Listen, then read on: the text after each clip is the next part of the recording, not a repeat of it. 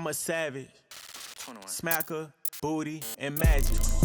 I slap a pussy nigga with the ratchet. This is the first time we've actually talked about our story like this, so we might be all over the place. But I honestly think we have a good set of what we want to discuss here. At least I do, and Ryan really has no clue. Yeah, I just kind of brought him in on this one just because I think it'd be cool. I was gonna do it by myself, but just to have Ryan here because me and him have been through a lot together. It's cool to have both sides of our story. Well, let's get started here. We got 32, so that's cool. Usually we have like 45, so I don't know. I guess people don't want to hear about us. Yeah. They don't give a shit about the Jourvs. They saw me and logged off. Yeah, it's all good, man. This is recorded, so people probably just will either watch it later or just don't care. But dude, here's the thing. So a lot of you guys I don't know if you guys know Ryan. And so I have a little brother. Me and him have been through a lot together. And I guess just do an introduction, man. Talk about what you do right now. You know, give your age and everything. Just a little brief background. So I'm 26. Main source of income right now for me is online coaching. So this dude got me into bodybuilding back when I was probably 16 years old. At that time, I was obsessed with just curling and bench pressing, so it took a lot to learn. Pretty much have coached myself through like 6 bodybuilding shows now. So I have a passion pretty much for fitness. You know, I help other people, reach their goals through fitness. And then I'm trying to get on some drop shipping because I see the payments coming through and I'm like, all right. So that's definitely still a goal of mine. I have a little bit of a bad habit of trying to do a million things at once. So that's just in the Jourv DNA. Yeah, so trying to hone in on a few right now, but yeah, it's pretty much got fiance, little 4-year-old running around, so got my hands full there as well. But yeah, pretty much gym. I like to golf a little bit. But there's some golfers in here. Yeah. Cody, Buffet Monster, Josh, Cameron. I know Cody's a golfer. I need to get around in with Cody. He needs to teach me some things. But yeah, no, everything that guy touches, he's good at. It's kind of pisses me off. Yeah. Yeah, so you're golfing. So you live out in Sullivan, so you're kind of out in a secluded area. About an hour out from St. Louis now. Yeah. Got a nice house with a good amount of land. It's definitely different from Arnold. Lost all the fast food restaurants, but it's probably good for me because, it's tempting driving past all of them. I'm sure you know that. Yeah. Cool, man. Yeah.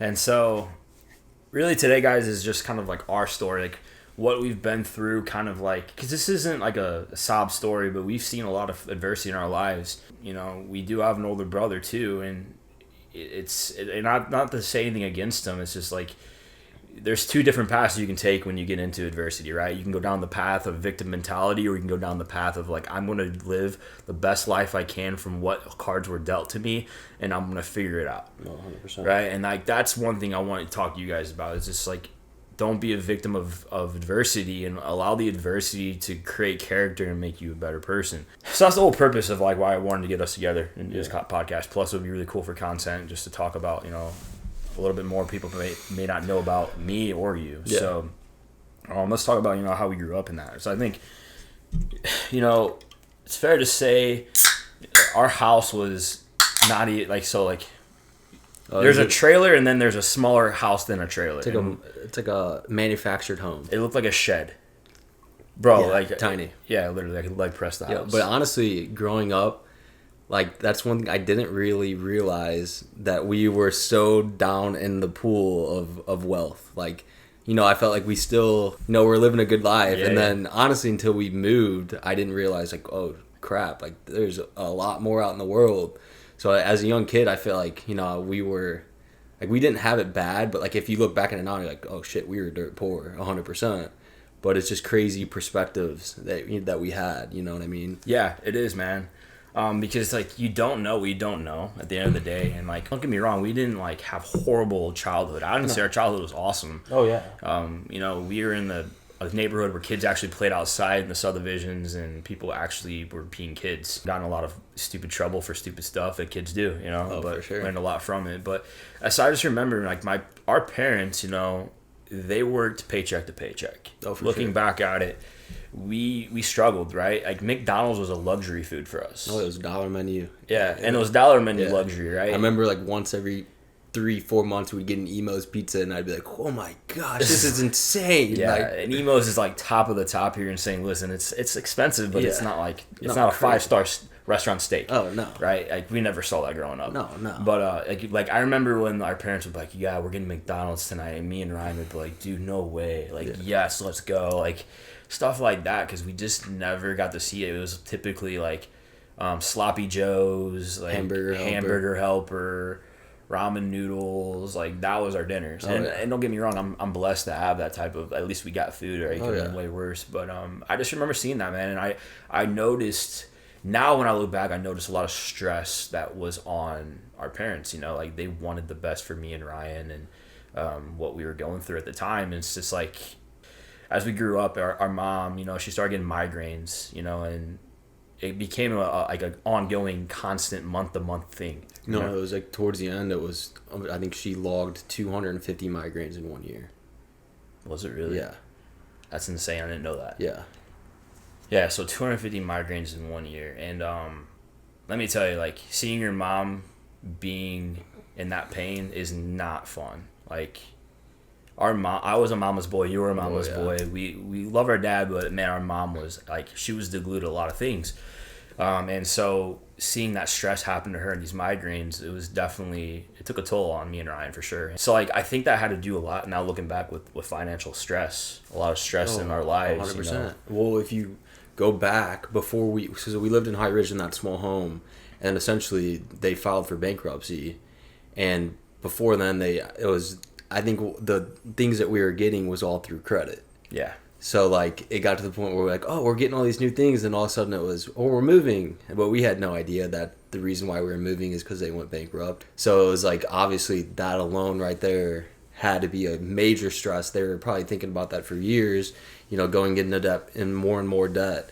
And then, like, obviously, at kids, we don't know what's going on. We don't know how much money our parents are bringing in or anything like that.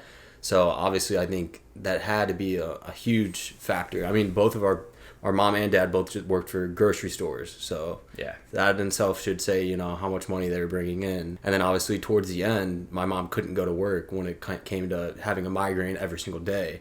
So she was calling off, and they eventually let her go. And then once she let her go, it was probably, 6 months to a year after that? Bro, not even. Yeah. This was weeks. Yeah. Our mom got let go from her bakery job, and then 3 weeks later she died. Yeah. And it was from a brain aneurysm, which, here we go. This is where things really start pissing me off about our medical world of the United States, is how the hell did they not catch that? I don't know, man. Like, there's so many things to it, but it just makes sense, man. You have these migraines for years and years and years, and all of a sudden, like, you have a brain aneurysm, and now we have no mother. And this was kind of it was at least my turning point, I could say, for me, where I was like, holy shit, bro, life is very short, and now I need to do something different than what our parents did. Oh, yeah. And don't get me wrong, like I said, I love what we had, but we know deep down, like, man, there's more out here, and we need that. Yeah. Because I do not want this type of lifestyle for our generations to come. Yeah. And that was the first thing that came into my mind when these things were going through. I was 13 at the time when mom died. How old were you? I was like 9 or 10. 9 or 10. And at that point, you hardly know really what death means. Oh, no, dude, I was confused more than anything. I remember sitting in my room at night, like, thinking, like, next morning I was just going to wake up and she'd walk through the door. Like, I did not have any, like, correlation in my head of what death truly meant. Like, it just would not sit in my head. It just never made sense to me, especially at that age. And like he said, you know, I was a mama's boy, so, you know, it was hard for me for sure. And I wouldn't say that was a turning point. Like, I still think I was very confused at that time. Yeah, you were too young to really understand. But, like, me being 13, I was like, dude, like, this something's got to change. And, like, at that time, dude, I was becoming a delinquent. Yeah. I was doing stupid stuff. You know, I got expelled from summer school in our old district, and actually they told me never to come back to that district, even though I was going to. After we ended up, that's when we filed bankruptcy and we lost our house and we moved anyways. So I was like, well, screw it. I don't even have to, like, even try to fight to get back in that school district.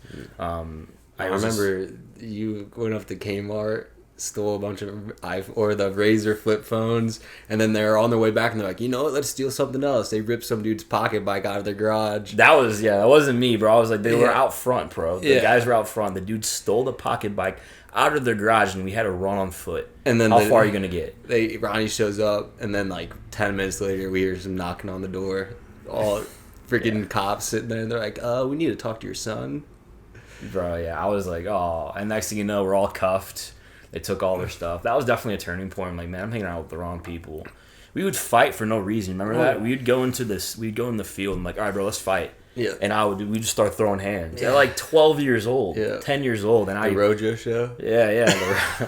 That's a whole other story. But, dude, like, we were just delinquents, man, just doing stupid stuff, vandalizing. We would throw rocks at cars underneath a bridge of a creek.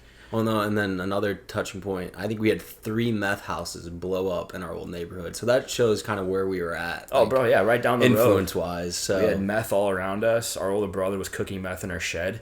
Yeah. That was actually becoming unstable, and the cops found it probably 2 to 3 days before it exploded. Which, if that exploded, I probably wouldn't be here right now. No. Neither of us would, because it was right next to our room. Yeah. So, crazy stuff, dude. Just think about, like, just chaos, but at the same time, like, we're good. You know, like, we figured it out, and, I mean, I think Jesus had us just a reason for us to be here today. You know, everything's kind of on a story path. Going back, so, like, after our mom passed, like, so our aunt, my mom's sister, kind of came into the picture, too. And this is where I found, like, man, we still have a mother figure in our life, which was really... honestly, for you, it was a God-given 100%. like, help, I think because I needed that more than anything. Yeah. You know, and so, like, Ryan ended up living with my aunt. I still live with my dad. I was just kind of, I don't know, dude, just going through the motions, bro. I was trying to become a better person. I was. No, dude, freaking middle school, this dude gets student of the year, goes from stealing phones and getting the cops drugged to our house to student of the year at Ridgewood Middle School. And then I went to Ridgewood Middle School, and they're like, "You're sure that's your brother? Because you won't shut the hell up." Yeah, dude. I don't know how. I just started, like, I did a whole 180 in middle school, because I was like, man, my mom's dead, and now I'm going through all this stuff. I need to figure out how to actually become a man. And so I just did everything I could at a high level. And yeah, I ended up becoming student of the year in middle school. It's just middle school. But then the whole situation is I went from being expelled to now being the top 1% of middle school. Yeah. And so high school, I went through the route, bro. Got a 4.2 GPA. I was above average, doing everything I could. But fall in society, obviously, I was like, man, I think it's a good idea to, you know, just become an engineer or doctor, because that's what my dad said and that's what society said, obviously. It's a whole nother story. But I want to go back because with Aunt Susan and that was her name, was Susan. Aunt Susan, dude, same situation here is like, I think it's just adversity after adversity, because after Ryan moved in with her, I don't even remember, a handful of years later, it was like 2009, our mom passed. In 2013? Yeah. 2012, 2013. Our Aunt Susan actually died from a heart attack, which... So it was like essentially losing 2 moms. Losing 2 moms, dude. And so here we are again, going through the same death cycle in our family, and now we lost a second person, because I can't, like, she kept us in line, dude. She's always on top of everything, making sure that everything we did was for the best of us. And so it was just insane, bro. Like, I'm just at this point questioning God. I'm questioning everything. Like, why us? Like, why does this keep happening? The victim mentality almost was coming into play. But I know for me, I just started doubling down. Like, man, life is too precious. I need to live my life through the people who loved us. And I just saw it as another opportunity to really just capitalize on, like, I need to be the best I can, because that's what our mom and our aunt would want. No, 100%. That's, I think, that was the turning point for me. Because I was 14, 15 at the time. Yeah. So that was definitely, like, I was like your age when mom passed. Well, then it was also the thing of, like, you know, you went through one loss of, you know, losing your mom. And then after that, it's like, I wouldn't say it got easier, but it's like, it was almost like, shit, at this point I expect it. You know what I mean? Like, it was, I wouldn't say it was any easier to get through, but at the same time, it was just like, at that point, it kind of shifted my mindset of like, okay, now I have 2 people that I love so dearly looking down on me. Like, I have to do something to make them proud.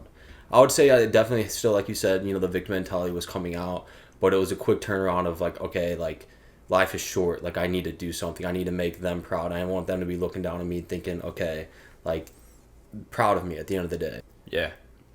No, 100%, man. And, like, again, I'm not trying to make this a sob story. I just want you guys to understand, like, what the adversity was on that side, because we're going to get to, like, what we've accomplished. And, I mean, we're not even that. We're just still like, low level of where we want to be, obviously, at this point. But it's just mindset, man. And so I just remember, like, because me and Ryan honestly never got along as, like, brothers for the longest time. No, honestly, I moved in with my aunt because we would fight so much. And I was like, obviously I love my aunt, and she was like the cool aunt, so obviously I wanted to move in with her. But there was a time like we would fight nonstop. Like, it was like we would go at it, and I'm not talking like just bickering. Like, Bro, this dude would drop kicked me in the chest once, and I had his shoe print on my chest. I remember, dude. So I was an asshole, and I will admit it, because I don't know what it was. And I think it was just because I was so pissed off at the world at the time, and like, I don't know, it's just funny because like, as brothers, like, everyone's like, yo, you guys are gonna end up loving each other and becoming best friends, and in reality, yeah, like, dude, you're one of my best friends today. And it's because we have the same mindset, we have the same drive, and we're going through all this together. Yeah, going through all this together, you can't not become good friends, not even brothers, but best friends outside of that. Oh yeah, because there's blood, and don't get me wrong, sometimes people get caught up in, like, they think all blood is family, but your family is people who are there for you. Oh yeah, right? And that's one thing that, like, I think is so key, is that you got to understand family's there for you, and like, I would have your back in any situation at this point. No, 100%. And I know you would for me, and that's key. And that's why it's fun, because we bounce off each other on success, bro. Like, he's killing it here, I'm killing it here, and it's just like, hey, bro, like, what are you doing now? Oh, I'm doing this, and then we're just kind of just both jumping up ladder by ladder, rung by rung, in what we're doing now. And it's like the aspect of we both are really never satisfied. It's always like they always talk about, it's kind of going off on a tangent, but success, you're 2 years ago you had a place in mind that you wanted to be.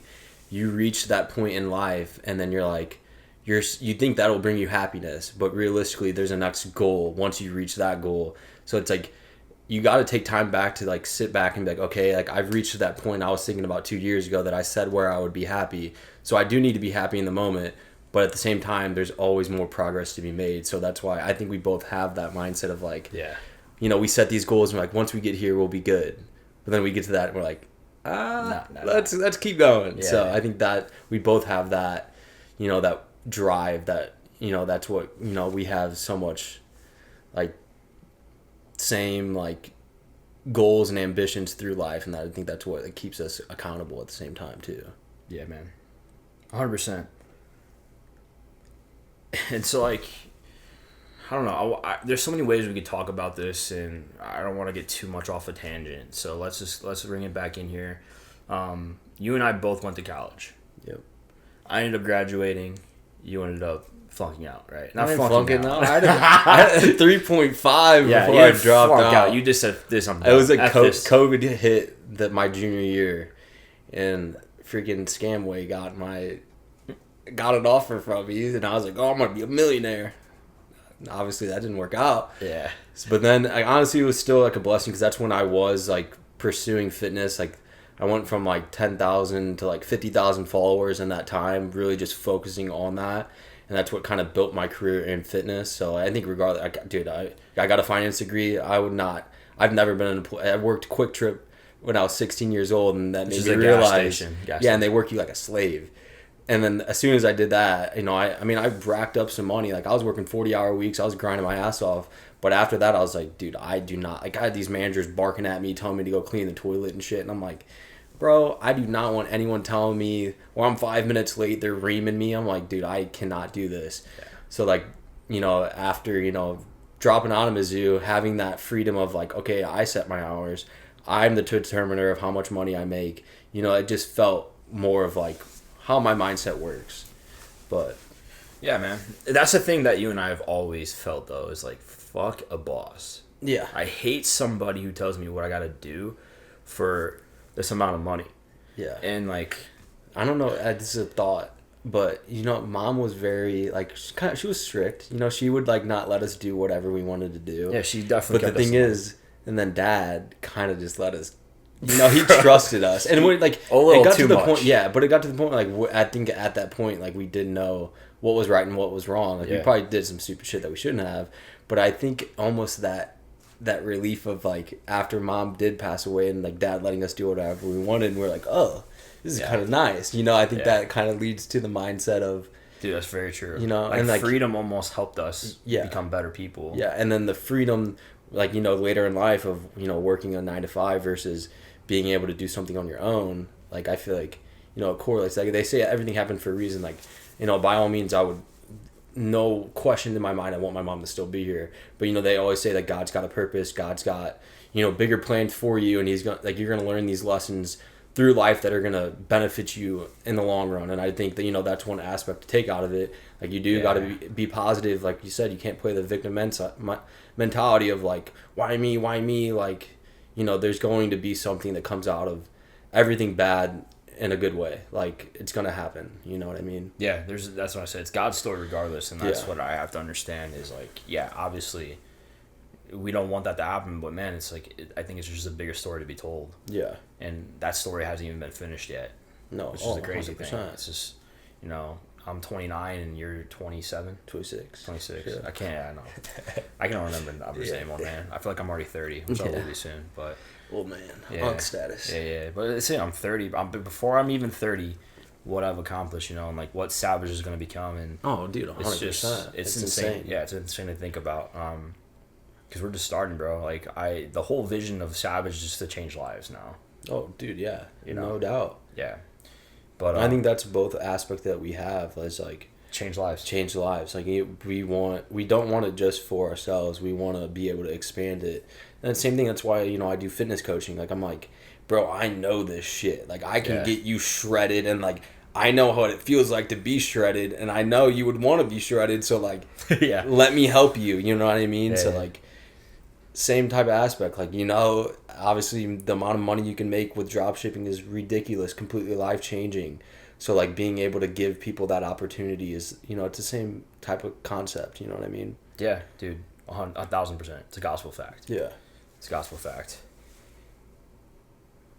Where do you think your turning point was outside of like the small things, but where you started seeing momentum and success, like in what you're doing? And it could be anything. I just was curious, like, because I've never asked you that, and this may make you think. No, it but does, like a sure. turning point of like, bro, like you're confident enough. You're like, oh, dude, I can keep doing this and keep leveling up. Yeah, honestly, it was probably I was a big athlete guy when I first started fitness. So it's a clothing brand. But if you haven't heard like the backstory of Christian Guzman, definitely would look into him. One of my biggest like motivators when it comes to business and like just mindset overall. But I remember I was posting fitness content, and this was before influencer was even a thing. Like, dude, I'd get people like questioning me, like, "What are you doing? Why are you posting that stuff?" And I'm like, "Because I like to post it." Like, had no place in my mind was like, I'm gonna make millions off of this. Like, I was just like, you know what? I like posting. I want to just share my journey. And then I remember I would always tag Christian in all my Instagram stories. And I was actually prepping for one of his, it was like the online competition. I wanted to do the bodybuilding, but I was like, let me try to do my first cut, like an online competition first, see if I can do it. And he ended up reaching out, DMing me when I had like 6,000 followers on Instagram. And he was like, keep up the good posts, bro. You're going to break in this industry. And then at that point, I was like, well, this dude's got so much success. Like, I'm a 18-year-old, 19-year-old kid, and he's telling me this. Like, I was like, bro, I just feel like the world was telling me, like, okay, bro, like, what you're doing is where you should be. So at that point, it was like, I feel like with that, I wanted to dive completely into fitness. Like, obviously, like, growing up, we both, we had a gym membership.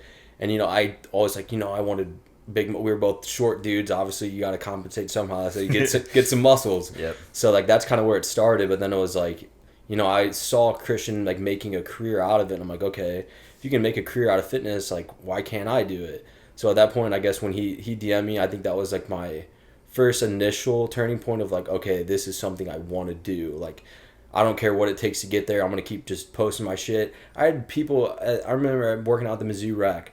They had a trainer group chat, and they would go in there and bash me for having my camera out or having people take videos of me on the iPhone. And then I see some of them now. I'm like, "What's up, buddy?" Like, or they'll be texting me, "Dude, that's so crazy. You got so much success. Like, how did you do it?" I'm like, "You know how I did it. I was in the freaking gym with an iPhone, not giving a shit about what anyone thought of me, just doing what I wanted to do." Yeah. So I think that was a big turning point. And then obviously, as the following grows, it's just more motivation at the end of the day. And then, having clients that, do win, and then, you're like, okay, like, it just doesn't work for me. This works for everyone. And like, I'm making an actual difference. Like, when I had clients, like, I've never had abs before, and then I get them a shredded 6-pack, that makes me feel great. You know what I mean? It's just, I don't know. I would say like around that time of just getting into bodybuilding was a turning point. Not only one, because it was like fitness and it's something that I love to do, but the discipline and mindset that comes with, doing a bodybuilding show, or even just going to the gym every single day, making meal prep, cooking all your own food, learning all of that. So I think that was honestly like the turning point of like my work mentality of like, okay, I know what it takes to be successful, and now I'm going to do everything I can to get to that point. It's good, dude. You said some valid points in there that I just want to hit on, because the first one is, regardless of what you do, I don't care if you're drop shipping, if you're doing bodybuilding, if you're doing any business, you're going to have backlash. 100%. You're going to have backlash. I have guys messaging me daily now, you're a fake guru, stop slinging a course. I'm having people come up to me saying, dude, people are saying you're scamming people. Like, what's that about? Like, this is going to happen regardless. Yeah. And even when I was in bodybuilding, like, you're going to have people like, oh, steroids are the only reason you're at where you're at. Like, you're going to get all these things. Oh, yeah. So, like, let me ask you this. Like, what kept you from, like, letting that get to you? Or did you let that get to you in the beginning at all? Or, dude, I don't know. Like, I think it was more of just, like, I kind of an asshole mindset, but I'm like, you wish that you look like this, or you wish that you had the discipline to do this. So I know deep down, and most of these people that are talking shit they're insecure. It's just insecurities coming through. And I think like I figured that out mostly from social media, because I'd see these people commenting on my posts, like talking shit, or not even people I knew. So I'm like, you don't even know me. So like at the end of the day, it's like, bro, it's just got to be insecurities, and it's like, I'm gonna do me, and like you can do you. But I feel like the path that I'm going on is a path that most people would want to do. So, like, I know that I'm going to get backlash. I know that people are going to be hating. But at the end of the day, I will take 1,000 haters. But if I have 10 people that are just in my corner rooting me the frick on, like, dude, that's enough for me. You know what I mean? Like, and I'm doing what I love to do. So at the end of the day, I'm like, it's obviously, the humans want to be loved at the end of the day, but dude, in this world, especially today, like, dude, you're gonna have more haters than you're gonna have motivators in your corner, and that's just kind of the way it goes. But you use the haters to motivate you. You know what I mean? Like, they tell you can't do something, or they're saying that you're doing something wrong, and you just want to prove them wrong at the end of the day. That's what separates you right there. Is like when someone says I can't do something. Game on, bro. Oh, yeah. Game on. You just unleashed what I wanted to hear, so I can now, therefore, accomplish it. Because sometimes I get bored. I'm like, all right, where I'm at, and, like, everything's all good. But I like when people start talking shit, or they get in my head, like, oh, bro, like, don't even try. Yeah. Bet. Yeah. Glash, if you're not getting hate, then you're not doing something big enough. Oh, for sure. Reevaluate your situation. Like, you gotta have someone. Like, dude, even drop shipping, I had people telling me that's saturated. Don't even think about it. Like, I remember. Well, as soon as that was what I was told, I was like, cool. Now I'm gonna do it and prove you wrong. Yeah. And now I have a whole savage community proving everybody wrong. And dude, I love it, because every time there's a savage result, guess what I'm doing on Instagram? Here, look, guys. Another one. And then they're looking at the phone like, damn, dude, if I would have got in that 6 months ago, I could be doing that. Yeah, and they still never get in it. Oh, yeah. They still never get in it, dude. And that's 100%. What free. It's like, I'm going to drop a reel today. It talks about it. It's like, I need to. I'm thinking about this. I'm thinking about that. Dude, just freaking do it. Yeah. Stop. Like, whatever it is. I don't even care if it's... Dude, that's in every aspect of life. Take action. People that are just on the fence nonstop. I mean, I see the same thing with my coaching all the time, dude. I'll go through... Dude, they're signing up for a call. Obviously, they want coaching, but then I get to the end of the call. Well, I don't know. And I'm like... Okay, it's just some people do have that mindset, and it's sad for sure. And I think it's definitely something that you can change. I think at the end of the day, it is like the victim mentality. Like, I can't do that, and that's one thing that I've always thought. I've looked at anything with success, and I'm like, if someone else did that, why can't I do it? Like, they don't have there's no IQ that makes you so much better and so much able to do something. Like, if someone else is out there winning in something that you want to pursue, the chances are, if you find the right guidance and you're persistent and consistent with it, you're going to succeed. Yep. It's just a matter of time, and like literally hitting that stone with the hammer every single day. Yeah, man.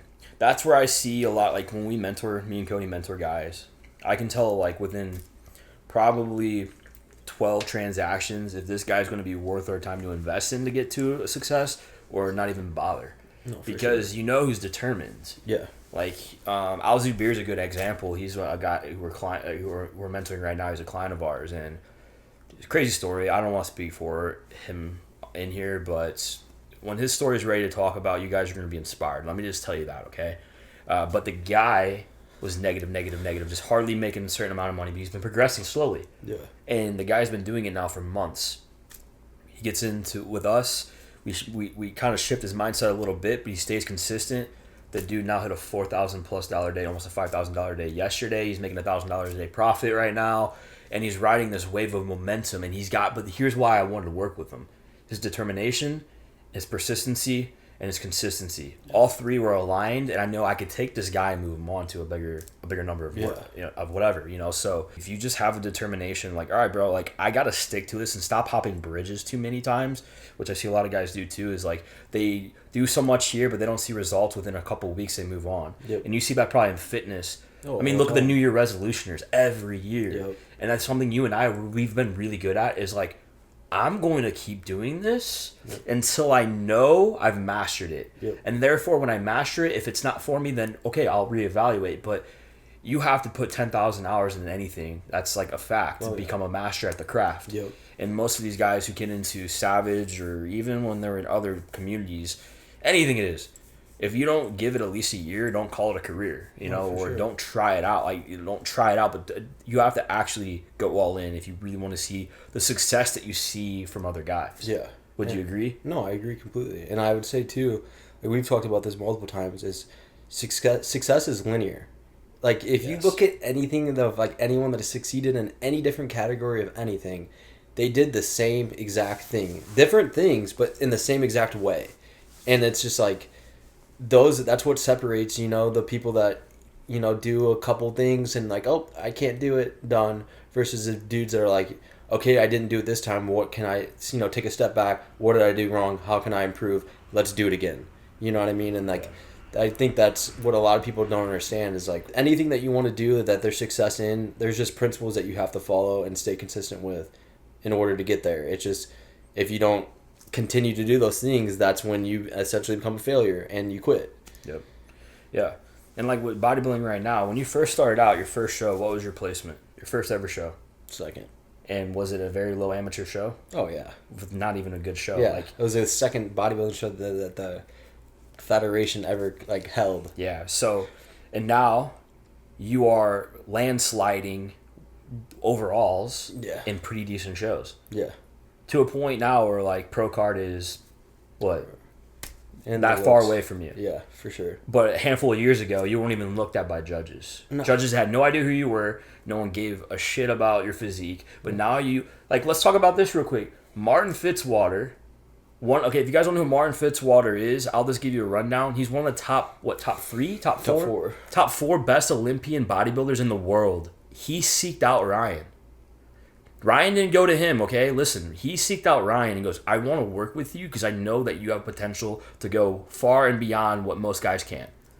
Coming from one of the top 4 guys in the world. And now who's your coach? Martin Fitzwater. Yeah. Crazy. No, 100%. But a handful of years ago, no one knew who you were, but now it's like you kept pounding the stone like you said. And that's why you're at where you're at, because you just never gave up. You embraced boredom in the gym.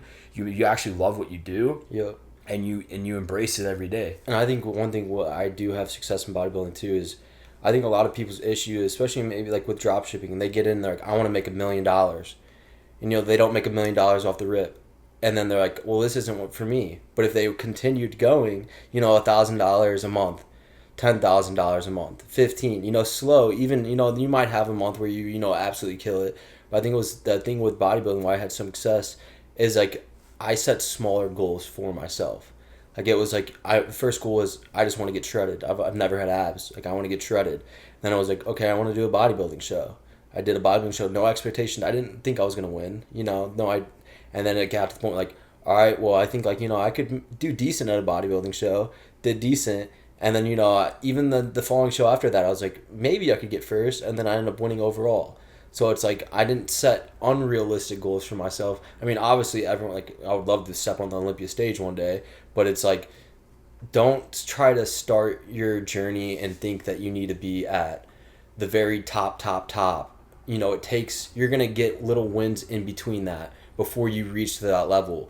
And the only way you're going to reach to that level is if you keep learning off those little wins that you do. Embrace the journey, man. Yep. That's what a lot of guys in here, they want this perfect foundation of drop shipping. Yeah. Embrace your wins, bro. Embrace your losses. Oh, yeah. 100%. Like, bro, like L's are lessons, not losses. Like, understand, like, bro, this happened, all good, man. Now I have more to put in my story. And like, dude, in reality, like you got to have a little bit of that adversity for you to become really good at your craft, builds character. No, it's that's our life. Yep. And that's like what's happening with me right now. I've done 2 national shows and like obviously, got smoked. Yeah, I got the last one. I got absolutely cooked, and that I needed that because I'm riding the high off of an amateur show overall win, and I'm like, oh, I got this.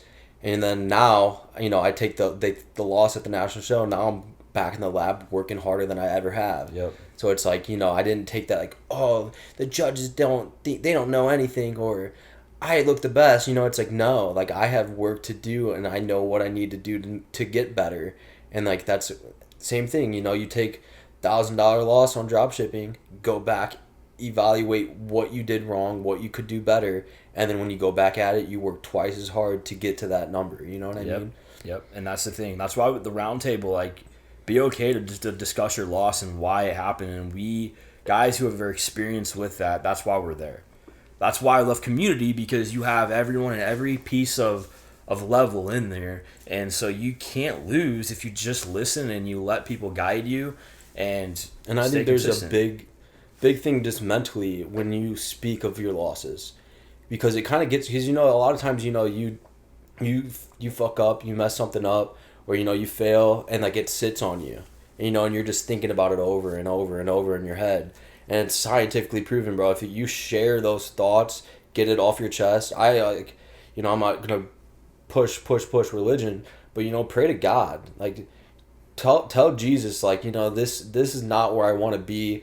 I know that I have work to do to get to the next step, but I just want to, vent, get it off your chest, then move on. Like, don't sit in that pity forever, but speak of it, get it off your chest so then you can go and progress from there. That's actually really good, bro.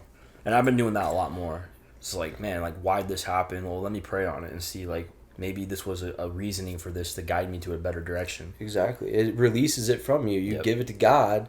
And he's got, I'm a firm believer that he's got an overall plan for you. So if you're not communicating with him, then you're going to get stuck. You're going to be in that valley. And to get out of that valley, you need to relinquish all of those thoughts so you can get back climbing that hill again. So good. That's really good, bro. Really good way to put it. Yeah. Yeah. So, I mean, we'll open this up to Q&A because some people might have some questions for you. I've been watching the chat. It's funny. I see some good stuff in there. I see some funny people. Yeah. Our chat's delinquent as it is, but that's savage for you. Oh, for sure. But let's do this. Let's open it up for some questions. I mean, Ryan's here. You guys can ask him anything you want. But in reality, like, that's what I want to do is call today. Is like show you guys, like, we had a lot of adversity. It's no big deal. I wanted to talk about our lifestyle, like where we came to. We were not meant to win in our environment. No. Okay, we were not meant to win in our environment. And we still aren't at the top. We're not these crazy guru success people. And I don't need to be in that. I just want to preach what we've been through because I know we've had enough of a struggle to be to the victory that we're at now. And when you and I are at peace, we love what we have. We have great families that we're growing. And we're going to still progress. Don't get me wrong. There's never going to be a time where we're going to be content. No. I will always be proud but never satisfied of what we've accomplished and the empire that I want to build and ripple effect to change our lives. Yeah. Because we're doing it in 2 different platforms, but at the same time, they kind of bleed through on each other. Oh, for sure. Because I bodybuild and drop ship, you're bodybuilding and getting in the drop shipping. Yep. There's a lot to it still. Oh, and for sure. We're just starting, man. But let's see if anyone's got any questions here for us. Well, I wanted to note too, when this dude was working that 9-to-5 job, I was the one that was like, quit. Do dropshipping, quit. You got it. He was making, I don't know what you were making the first few months, but he showed me and I was like, dude, imagine if you had those 8 hours a day to just sit behind your computer. I was like, you could double that, triple that. Yeah, you probably were. Yeah, you were definitely. And then you're like, I don't know. I'm like, no. Dude. Catalyst like, me to leave. I have 100% belief that if you dug deep into it, you would 100% take off. Yeah, because the second month I made $55,000 profit. Yeah. And you're like, bro, that's like 3/4 of your salary. Yeah. What are you doing? And I'm like, I don't know. You're like, quit. Yeah. Get out of there. I was like, dude, because I especially when I would see like the amount of time that work would take away from you, like, at the end of the day, and I'm like, dude, if you could pour all that time, even if it was half that time. Yeah. And if I could go back, I would have left my job a lot earlier. Oh no, for sure. I would have left a lot earlier. But it's all about reason and season of a lifetime, and that's okay that I stayed a little bit longer. But let's see here. Jourv, can I have the McLaren keys? Well, Chris, come in town and we can discuss that. Whole call is a W. Thanks, Cody. I don't want the keys. I just want to ride in it. Jared, you know you can ride anytime, bro. Perseverance is the best. Love it. Very inspiring. Great call. Thank you, Shan. Any questions, guys? If not, we'll just probably start roll a little bit more. Can we pin some fentanyl? Sure, dude. I mean, knock yourself out. All right, here we go. Here's one from Cody.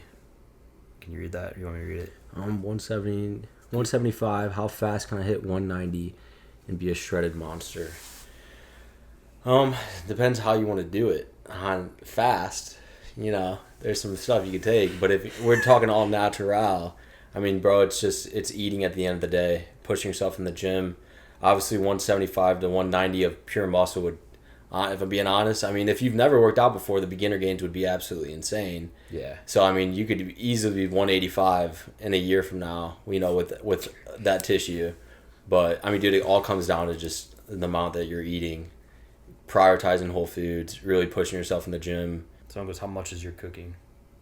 How much is your coaching? Oh, coaching right now is $300 a month. That's one-on-one. That's actually a really good deal, by the way. 100%. For what I see what you give out to people. Oh, yeah. That's a steal. No, for and sure. I see the results you guys are getting. Yeah. That's a killer deal, bro. You might just get another client. Yeah. Jared's cool. He used to live in St. Louis. He moved. He owns an HVAC, or is it HVAC company, right, Jared? He owns an HVAC company. Raise that price. Yeah, so it all depends. Yeah. Like, I mean, I've got some 19-year-old kid. He's in college right now. We had a good conversation on faith on the phone. God told me that, I should help him. I saw a lot of myself in him at that age, and I'm charging him $150 a month. Yep. So it's just like, he's only in a position to pay that much, but, at the end of the day, I get a good testimony out of it. But, I mean, majority of the time, guys, it's the same thing probably with what Ronnie gets. I'll assign a client, and this is why I always do a minimum payment of at least like 2 to 3 months in advance. Because I'll get a dude a plan, I'll spend hours working on it, and I send it to him, and then 2 weeks in, they're like, oh, this is not for me, I can't do it. And it's just like, all the goals that they told me on the phone, how much, they're going to be so dedicated, committed to it, and then they just give up. I get my money still, but at the end of the day, like, I want to see them succeed. Like, it's just sad, but... Yeah, that's going to happen to anything. Yeah, I coach women too. I actually took my fiance through 2 bodybuilding preps, and then I just had a client compete in July that I took through a bodybuilding prep. But I do on pretty much any, not just it doesn't have to be bodybuilding. Yeah, it could be a lifestyle. But yeah. Thank you guys. Today, after 3 years drop shipping and testing almost every day, I decided to quit. But here we are. I'll give it another shot. You're so inspiring me. Appreciate it, Riri. And I'm telling you right now, it's just you.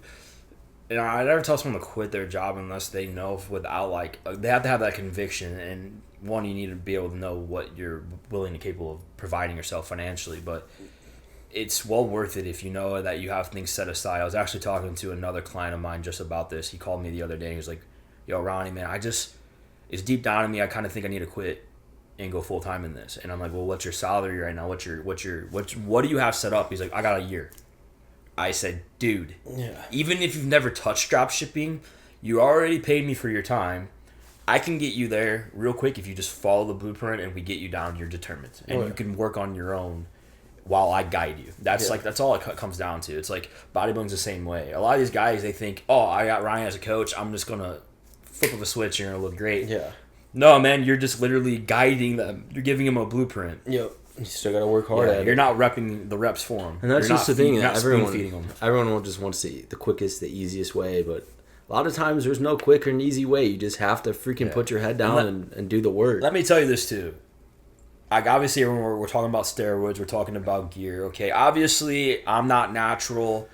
You're not completely natural. But how long did it take for you to actually hop on? No. You were natty for 90% of your career. No, 100%. You just now have been adding on a little bit of the sauce, and the reason you have to is because look at the pros. Yeah. You guys are stupid if you don't think any of the pros aren't running. Like, all pros run gear, okay? Yeah. So that's not why he looks like he looks like. I know guys who can tranquilize a horse with the shit they take, and they still look like dog crap. Oh, yeah. You would be surprised the amount of dudes at your local gym that look like freaking bag of crap or just taking a bunch of stuff that makes no sense when you are microdosing. Oh yeah, and you have healthy blood. Yeah. You're getting everything done right. Yeah, you're doing it in a professional manner, under a physician, under everything that you need to. Yeah, under supervision, I should say. So like that's the thing. So everyone thinks it's always like, oh, bro, if I just run, I'd look like you. No.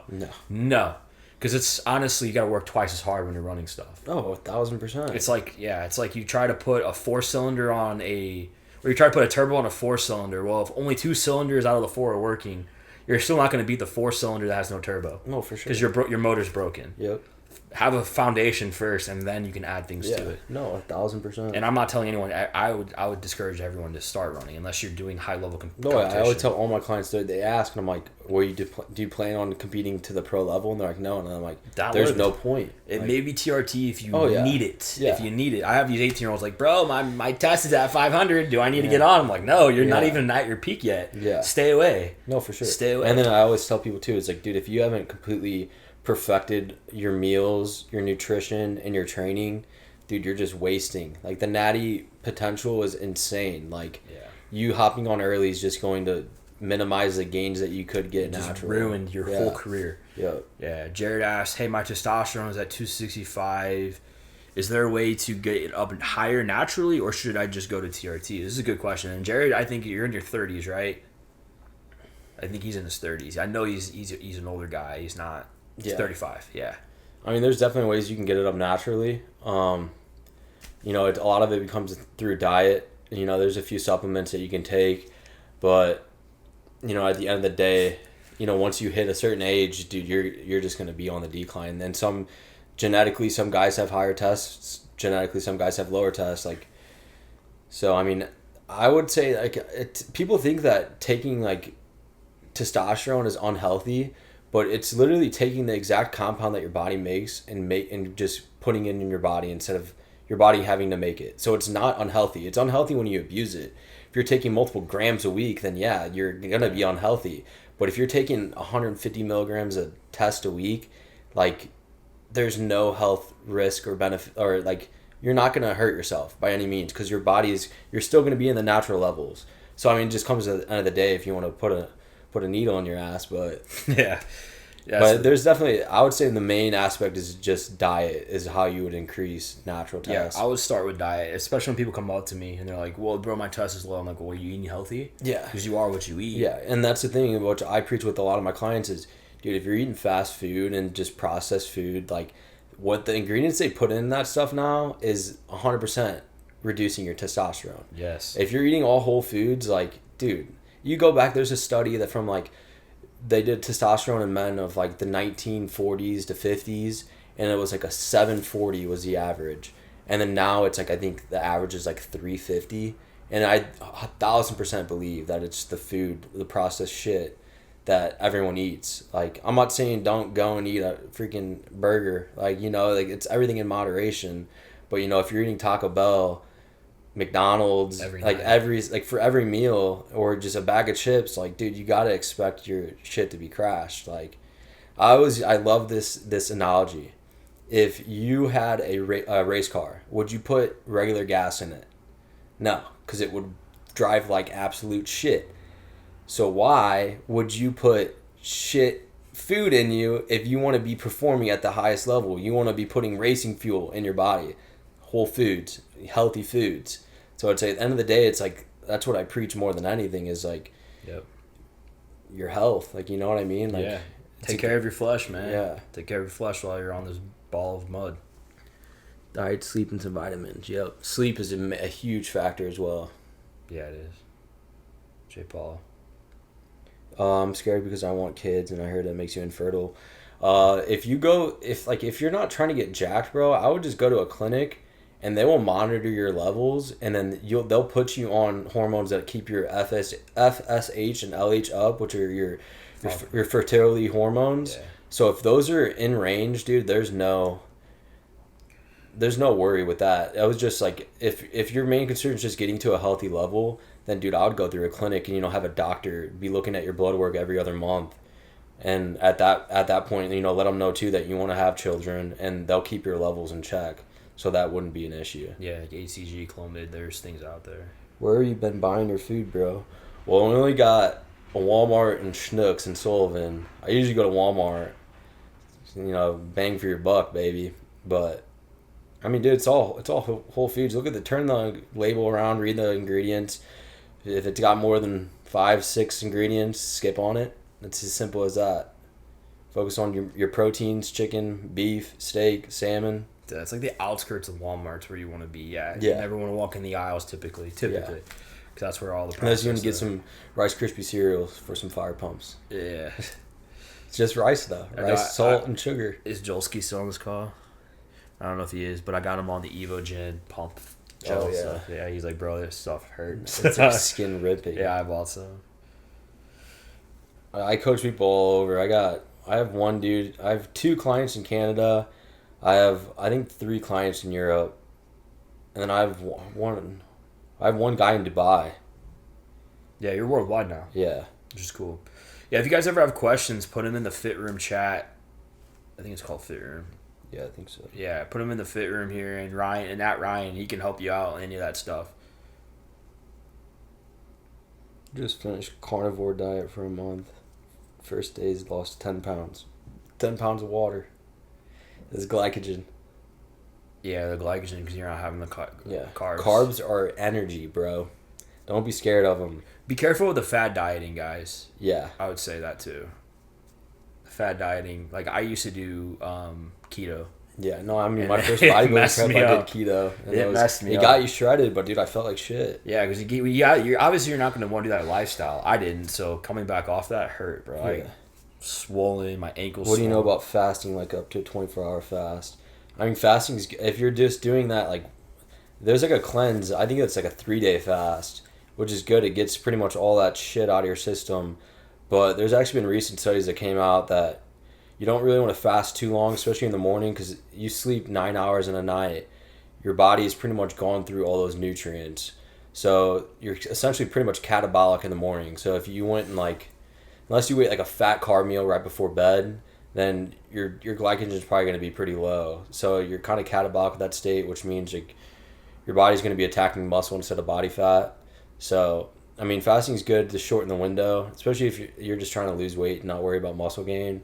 But I say just, dude, it's sustainability, trying to figure out, you shouldn't be starving. That's what I tell all my clients. At the end of the day, you should be at a point where you're in that middle. You're not extremely full because that means that you ate too much, but you're not oh my gosh, I could eat a piece of cardboard. I'm so hungry. You got to be in that 1 to 10 range. You need to be at that 5 to 7 kind of. Yeah. It's just really being in tune with your body. That makes sense. I like that. Yeah, it's cool. I saw that. One commented that. Cool. Yeah, you can fast 100% to give your body that reset and then start building from there for sure. Well, this is good stuff, man. Well, we'll probably wrap it up here.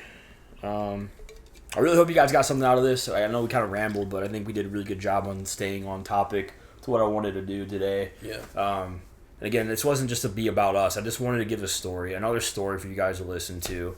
A lot of people are like, well, who is Ronnie and who, what's Savage and all these things. And I think telling some of our story just kind of can help guys understand, I'm not here to just money grab at all. I'm here to inspire and change lives because, I mean, the people who came into my life early, who helped me understand things, I'm happy, I'm thankful for it. And if I can do the same for other people and get them to a level that I wanted to be at, then I've done my job. Honestly, I'll speak on this too is, bro, if you were just to do only drop shipping, your knowledge with it, you could probably make more, 100% be making more money than doing this. Yeah. This takes more time out of your day than anything else, you know what I mean? So it shows that your heart's in a good place. You're not just doing it because of the money factor. You actually do want to build a community. You want to expand it. You want to help others. It's not just, if you were all about the money, then you'd have 20 stores and you'd just be racking it up all day, doing product research, just, spending all the time that you do on the Discord. It's good, yeah. Elsewhere. It's true. It's very true. And I tell people all the time, because people are like, well, it's just probably too good to be true. You're just trying to do this. No, dude, literally, and I created Savage so I could help other guys. Because I saw a lot of missed opportunities and gaps in the industry that no one else wants to talk about. And I wanted a place where people could get comfortable enough to come into an environment, be themselves, and learn. Even if you're a beginner, if you're intermediate or advanced, doesn't matter. Yeah. And that's what we've done, and I think we're doing a good job with it, in my opinion. For sure. We got people coming in that are seeing, honestly, a God-given like results, Yeah. like unnatural things. I should say it's probably the best way to say it. So, and one last thing too is what I did say about, you know, if there's someone out there succeeding that you can do it too. I do want to touch on that is, dude, you know how many mentors I've had through fitness and like coaching. Like, I think it is absolutely 1,000% important to find someone that's succeeding in that area and get the knowledge, because there is little nuggets that you're missing out of, or there's so much time that you can save by just knowing a few certain things and having someone to go, you know, throw some feedback on, like, hey, am I doing this right? No, bro, you should be doing this. That is a huge aspect, I think, in any success. And you look at anyone that is winning, they did have someone that was guiding them and helping them through the process, and not just, I mean, yeah, you got to figure some stuff out on your own, but it's also like, you know, when you do fail, you have this community here, or just in general, just having a mentorship or people behind you to build off of and to keep growing and succeeding in that area. That's really good, bro. Mentorship is so key. Being around people who can lift you up and actually have success. Yeah. Be careful of the ones that say they do. Like, have them back it up. No, for sure. But, proof in the pudding. Proof of the pudding, yeah. You're not going to go to a morbidly obese guy and ask him for fitness results. No. Right, you're going to a guy who looks the part, who actually has the part and has testimonials. Yeah. So it's the same concept here. Well, dude, appreciate you, man. Yeah. Again, we'll probably do this again. One down for sure. And yeah, dude, this was definitely a great call, and I appreciate everybody who made it live. And if you guys want to hear more of Ryan, let us know. And if you guys do have questions for Ryan, again, the Fit Room is Adam. Yeah. He'll be able to get to you if you have any questions on fitness related things. He's the guy. He surpassed me a long time ago in this stuff, and I'm cool with it. So.